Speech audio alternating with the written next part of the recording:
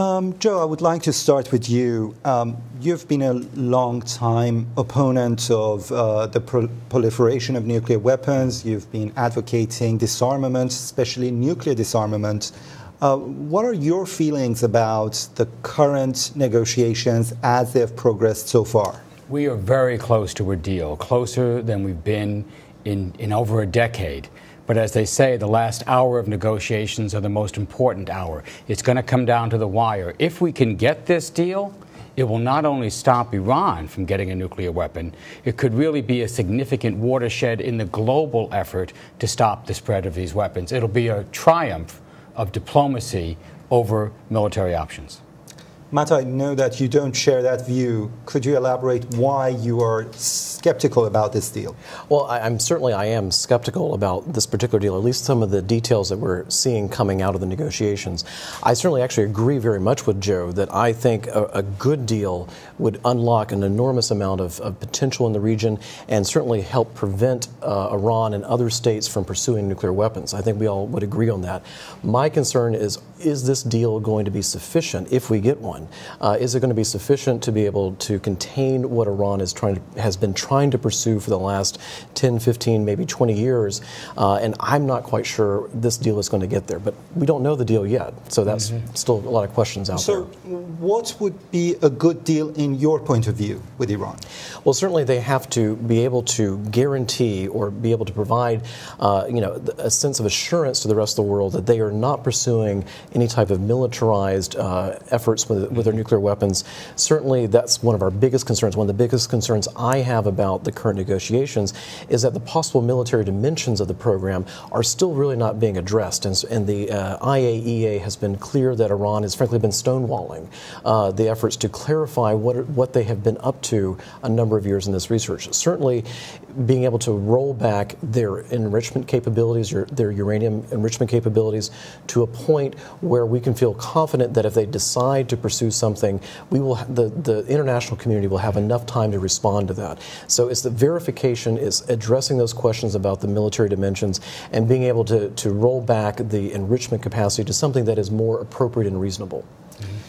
Joe, talking about the alleged nuclear dimensions of Iran's nuclear program, from what I recall, basically the CIA has come to an understanding that Iran is no longer pursuing military dimensions for its nuclear program. Is that the case, or is it what Matt is saying, that basically they're still pursuing? Our official U.S. intelligence estimate is that Iran did have a program to develop a nuclear weapon, was doing experiments on nuclear weapons technology, not the peaceful uses, how to make a bomb. We have concluded that they stopped that as a structured program about 10 years ago, 2003. There may have been some elements of that petered along, but it's no longer the program they had. What you're worried about now is whether they're developing under a peaceful guise the ability to enrich enough uranium for a bomb. So that's the issue right now. Can you restrict the program? Can you put this program in an iron box with a camera on it so that you can be assured that it's just for peaceful purposes? It is important to go back and understand the history, but it's more important to stop them right now and to make sure that in the future this is a purely peaceful program. I think there's a way to do that. Matt, what I understand from what Joe is saying is that whatever military dimensions Iran's nuclear program may have had is a historic question. It's nothing to do with what Iran is doing at the moment in its research facilities or in its enrichment facilities, which is under IAEA control. Isn't that safeguard enough for you? No. I think part of the problem is that because we don't understand the history well enough, that always is going to raise questions about what actually is happening now. Certainly one of the, if Iran had made a decision, if what Iran is doing right now with this nuclear program was completely peaceful and everything was completely in line with what the international community is expecting, what the United Nations is expecting from them, what the IAEA is expecting from them, this would be a very easy thing to solve. They would not be stonewalling the IAEA. They would be allowing inspections in. I think this is a sign that there are still things that they don't want us to know about, and that obviously raises the question that and I think the intelligence community has still indicated this, that there are still things that we are not quite sure what is happening. And we have to remember, everything that we know about the Iranian nuclear program right now was exposed. It was brought out into the open. It was forced out from the Iranians. It was not, none of this was voluntary, what they've admitted, that what we know about their program right now. So the entire history is conducting, aside from Bushehr, which has been known about since the 70s and beyond, everything that we know about their nuclear program was covert at one point in time. And so that's something that makes me concerned that the history is not on our side in this regard. I think Iran is hiding some of its past history, but the way to find that out is to get a deal that stops the program now, that assures that they can't go forward with any military uses of this program. And in so doing, you will create the atmosphere to discover those answers. Our experience with all past programs that have been ended, that have been brought to light, is that it takes a while for the governments to come clean. So you've got to create a way for the government to save face, to admit what they did. That's not possible now, but we shouldn't let that get in the way of stopping this program while we have a chance to do so. Matt, isn't that what the head of the IAEA, Mr. Amano, has just recently said, that basically the history should not prevent a comprehensive deal from taking place? I would agree in principle in that regard, with the exception of if they're still not resolving questions, because we're still going to end up in a situation where we're not sure where they are. I think in many ways history, we can look back if we can admit maybe kind of a wink, wink, nod, nod. We know things happen, but we're not going to talk about them. Some of that is okay as long as they're behaving in a way that indicates that they are going to be open about what they're doing now. And so that requires, the questions that the IAEA has still need to be answered. I presume Matt is referring to, for example, the Parchin facility, where Iran has prevented IAEA agents to actually view for themselves. Iran, on the other hand, says that they are not signatory to the additional protocol. So how can that be resolved, in your opinion? The International Atomic Energy Agency has set up a process to work through these questions of the past step by step. That's going to take a couple of years.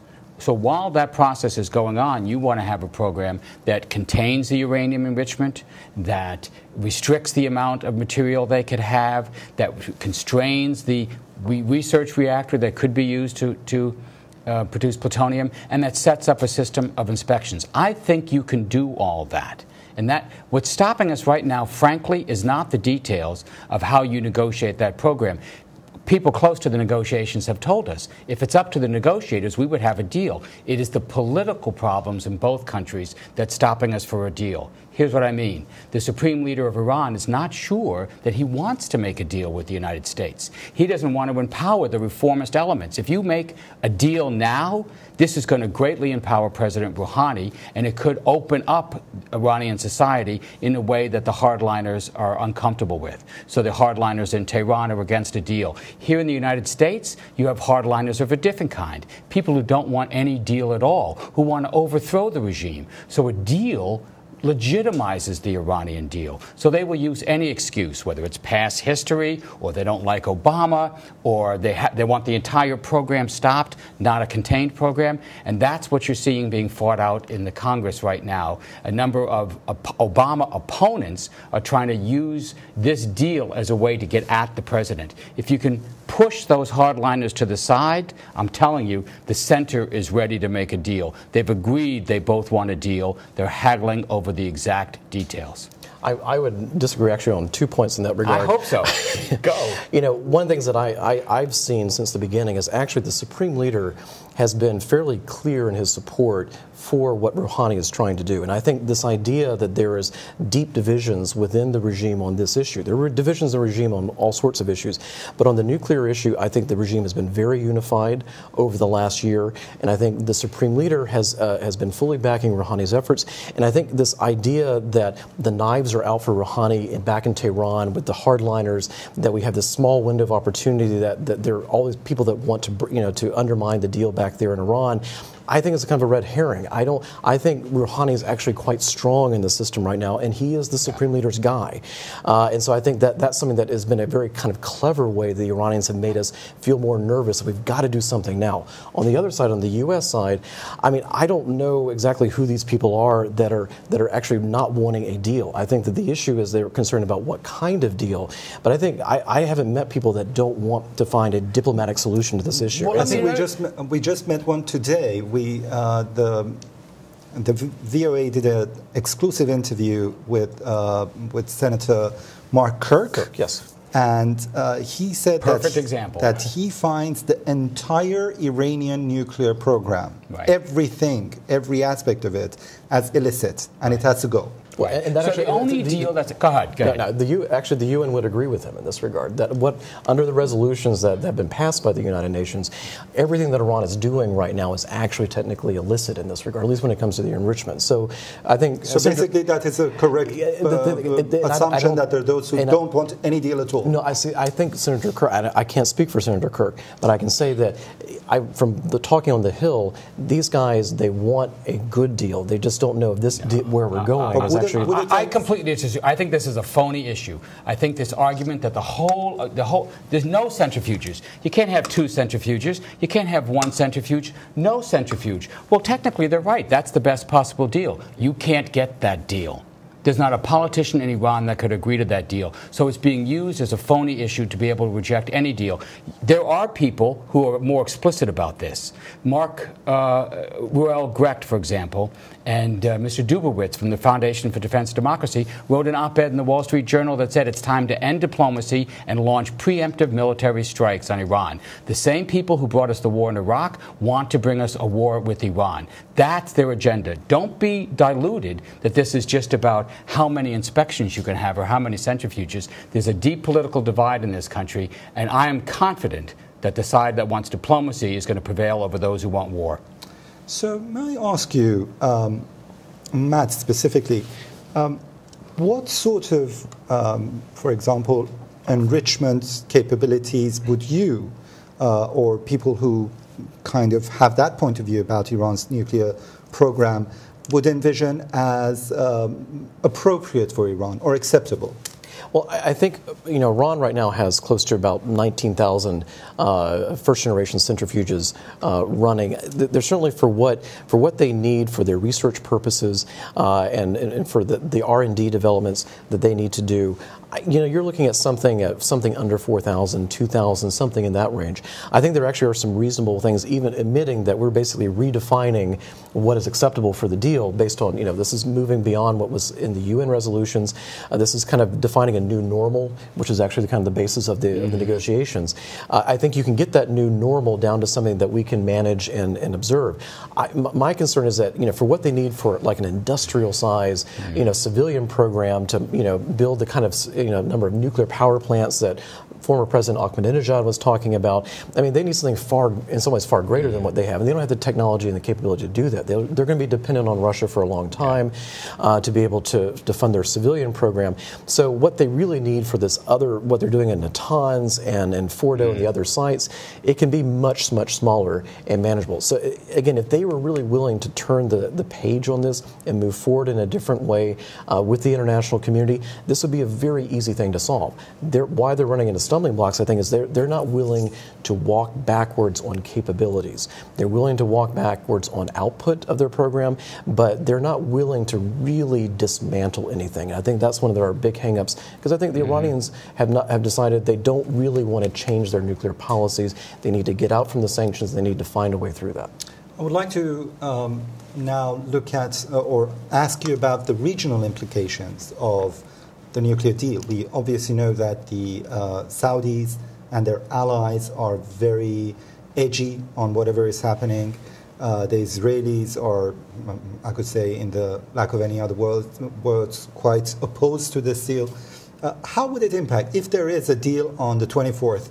Do you think, as some would suggest, this would instigate or start some sort of arms race in the region, a nuclear arms race? And I would like to ask Joe first. If you don't get a deal, That's what starts to propel an arms race. Because if you got to understand what the alternative is. If you don't get this deal, it's not like things continue as they are. Then the whole negotiation process collapses. The international sanction regime collapse. People will walk away from the sanctions, and you will have an unconstrained Iranian program that will get closer and closer to a bomb, or you're going to get a war in the Middle East if Israel tries to attack Iran, or both. I mean, that's the real danger. So this deal is difficult. It's not what the ideal, but it's a far better choice than the true alternatives. If you get a deal, Israel and Saudi Arabia and some of the other Sunni Arab rivals of this Persia Shia state won't like it, but they'll go along. Why? Because there's greater problems in the area right now than the Iranian program, and this deal is going to be good enough and verifiable enough that people are going to be willing to give it a chance. Do you agree with that, Matt? I mean, I would love for what Joe's just described to be the case for this deal, that we really would have that kind of confidence in being verifiable, that we're able to contain the program to that degree. If that's the case, I fully support it. I mean, there's no question here. And I think, frankly, even most of those of us that are more skeptical of this, if we really could confirm this, I think we would support it. But at the same time, the history with Iran, there's no trust here. There's only going to be verify, and I think this is one of the things why the issue of how long the monitoring is going to go on is one of the big hiccups in the negotiations. We really need to have the assurance that this could be verifiable for 10, 20 years. The Iranians are not going to like that, and I think that there's a lot of issues that if they're really what we really are going to need to feel confident about here is I don't think the Iranians are going to buy into it. And I think it's the reason why it's going to be so difficult to get an actual deal that's acceptable. The issue of sanctions and sanctions relief, as Matt just referred to, there are suggestions that one of the stumbling blocks which is hindering the deal is the fact that the American side wants a very long period for verification and to make sure that everything is happening as was agreed. And the Iranians are hoping for just a 1 year kind of deal that would then give them, any other status, any normal status that they would like to have in the IAEA. Is there any middle ground that the two sides could come together and it would also diffuse the opposition in Washington, perhaps? This is why we have diplomats. It's hard enough to come to an agreement with your friends. When you want to come to an agreement with your adversary, who you don't really trust, and this is true for both sides, it's hard work. You've got to find the right mechanism. As I understand it, most of the technical details on how to restrict the program, the numbers of centrifuges, the kinds of operations that would be allowed, are pretty close to settlement. It's the sanctions issue that's stopping us right now. Iran wants the bulk of the sanctions removed immediately. The other countries, and this includes not just the United States, but France and Russia and even China, they want to have some assurance that should Iran cheat on the agreement, they can snap back the sanctions, which is why the President of the United States is saying he will waive the U.S. sanctions. He'll temporarily suspend them, but he doesn't want Congress to vote on this yet. Let the sanctions stay in place, give the President the power to lift them, see if Iran is performing, and if they are cheating, bang, you snap them back on. And I would like to put the final question to Matt, talking about the president not wanting to take it to the Congress at the moment. We know that the new Congress is going to be very hostile to this deal, and perhaps even the next president may not be as comfortable with the deal as this president. President Clinton? Perhaps, God knows. In any scenario, would the deal survive the power shift in Washington after Obama leaves office?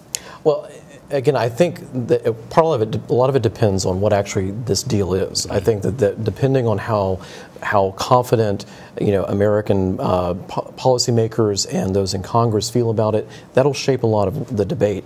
I do think part of the problem, and I understand some of the diplomatic mechanisms of potentially waiving as opposed to kind of going back before Congress.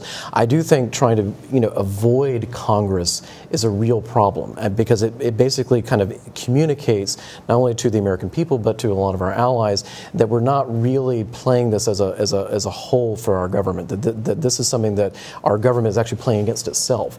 And remember, the concerns about this approach that the president has taken cross party lines. There are many on the Democratic side that have a lot of concerns about how the president has been handling this. So I don't agree with the approach of really trying to bypass Congress in this regard. At the same time, it all depends on how good this deal is. If it's really verifiable, I'll come out and advocate that we need to support this and it needs to continue, with the next Congress or with the next president. But if it's something that we can't have confidence in, I think Congress has every right to question where this is going. Yeah. Any last words on this? Yeah, the Obama haters and the Iran haters are never going to be satisfied. They will criticize any deal. But I do believe that people, the honest skeptics, the people who are really worried about Iran and are mistrustful of the U.S. government are going to be pleasantly surprised by this deal. This is going to be a tough, tight, verifiable agreement, and there will be a role for Congress in overseeing it, in looking at its implementation to make sure that when Congress is asked to lift the sanctions 2-3 years from now, they have everything they need to know to make that judgment. Gentlemen, thank you very much for giving your time to our program. Thank you. Thank you.